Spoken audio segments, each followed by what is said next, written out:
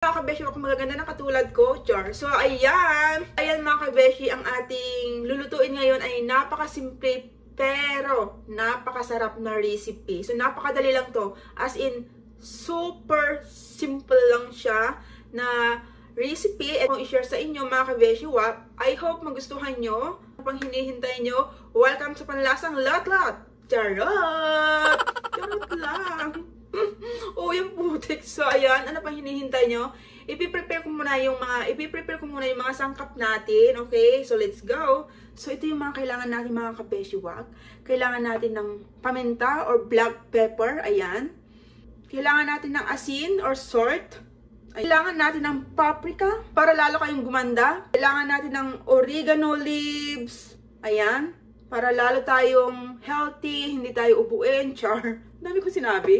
Kailangan din natin ng thyme. So, kung wala kayo, okay lang kahit wala na to. Kung meron kayong rosemary, bongga, di kayo na ang may rosemary, char. So, kailangan din natin ng konting honey. Kailangan natin ng konting dato puti soy sauce. Ayan, dato puti soy sauce, baka naman. Kailangan din natin ng garlic. Kailangan natin ng olive oil. Ang oil ng mga mayayaman, char. Mayayaman.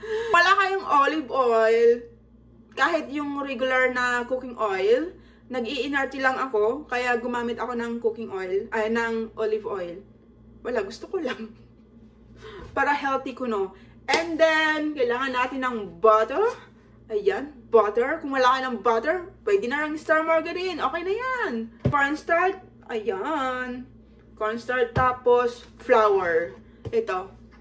Nakalagay yung ating flour dito. Ang dami, no? Yan. Gusto nyo humingi. Tapos, syempre, kailangan natin ng konting parsley. Kung wala kayong parsley, okay lang. Kahit wala na. Pero, syempre, ang napaka-importante yung ating chicken breast. And then, ano pa nga ba yung kailangan natin? Tapos, meron tayong, gulay or vegetables like broccoli, beans, and carrots. So, lang, pang hinihintay nyo. Tara na.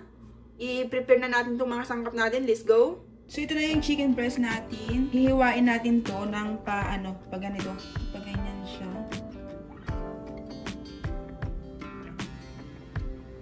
Ayan. Ayan. Ito lang yung lulutuin natin. Ganyan. Kasi medyo malaki itong chicken breast natin. And ako lang ang kakain na yun. Ganyan yung kanyang itsura. Ayan. Natin ng asin.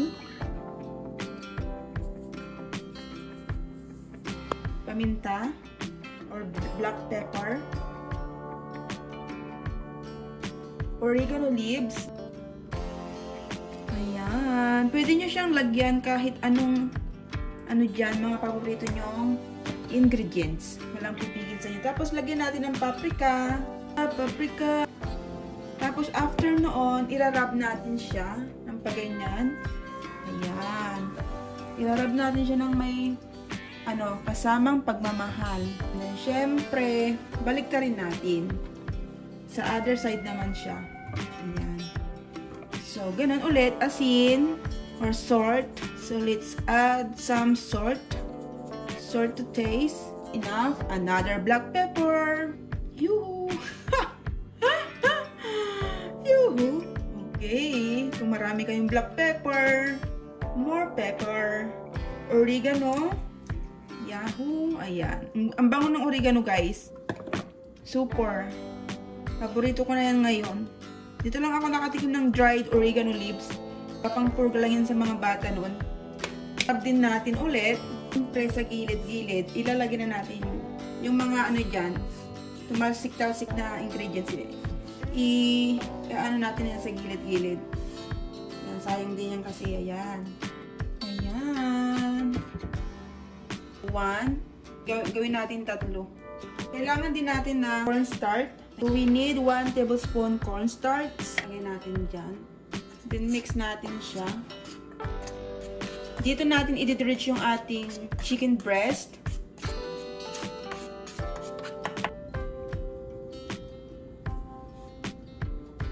Ayan. Ayan, mga kabeshi. Super easy lang to. Napakadaling recipe lang to, mga kabeshi. Kahit nakapikit ka, kayang-kaya mo to. So, ikot-ikot lang natin yung ganyan.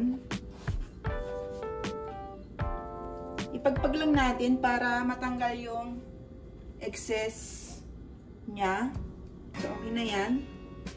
Tapos next, mga kabeshi, magpapainit na tayo ng kawali. Ayan, paanda rin natin yung apoy.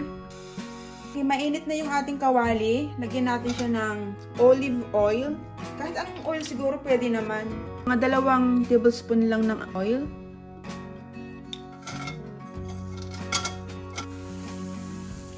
Ayan. So, dapat mahinang apoy lamang para hindi siya masunog. Sulutuin lang natin to hanggang maging golden brown. Diba? Parang chef na chef ang dating. So, balik na rin natin siya. Feeling ko okay na siya. Ayan.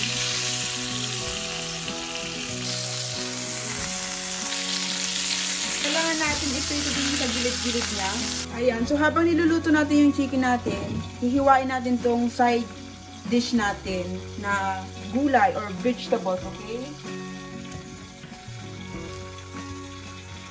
Healthy ito mga kabeshi, kaya kumain kayo ng gulay, sabi natin. So, ayan mga kabeshi, nahiwa na natin yung ating gulay.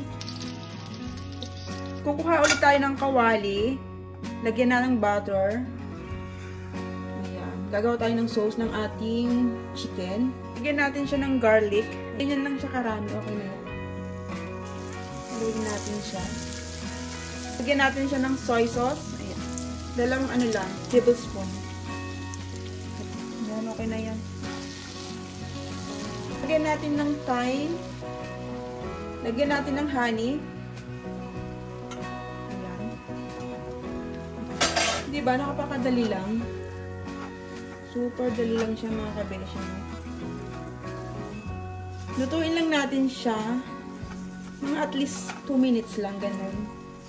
O kahit 1 minute, okay na yan. Ilagay na natin tong ating chicken.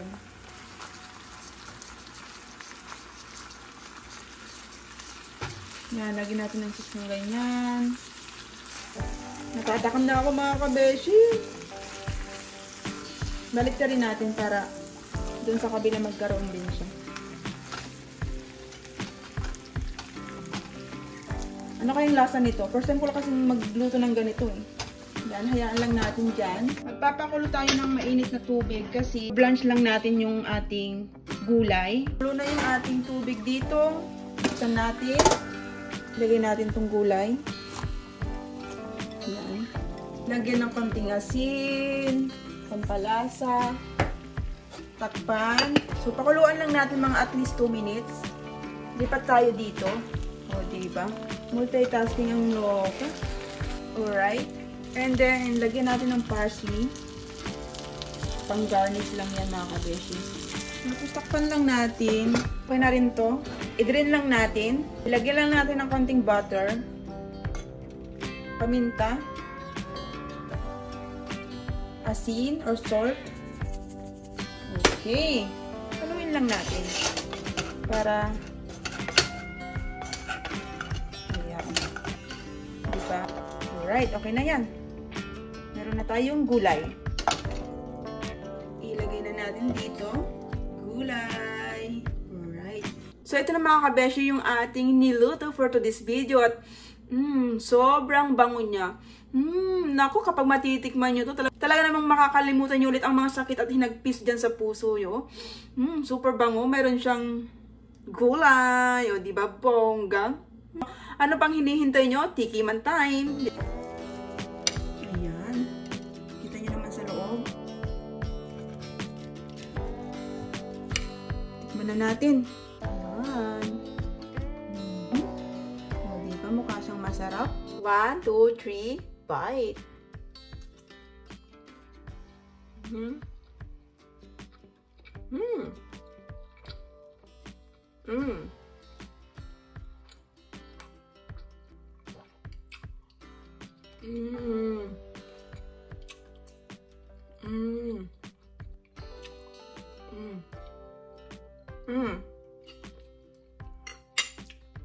Super sarap yung ating chicken breast. As in, bongga. Perfect. Para sa akin, yung aking nilutong olis, pwede na, pasado na, super sarap, at nagustuhan ko yung kanyang lasa. Tapos yung sauce niya na nilagay natin, sobrang as in, bongga. Perfect. As in, ang sarap! Ang sarap niya mga kabeshi. Hindi ako nagbibiro. Talagang sobrang sarap. I-try nyo to. Napakasimpleng recipe. So, ayan. I-try nyo. Hindi kayong magsisisi. Ay mga kabeshi, isa na namang recipe yung aking na-share sa inyo. And I hope nagustuhan nyo. And thanks for watching. Bye! Kain! Kain!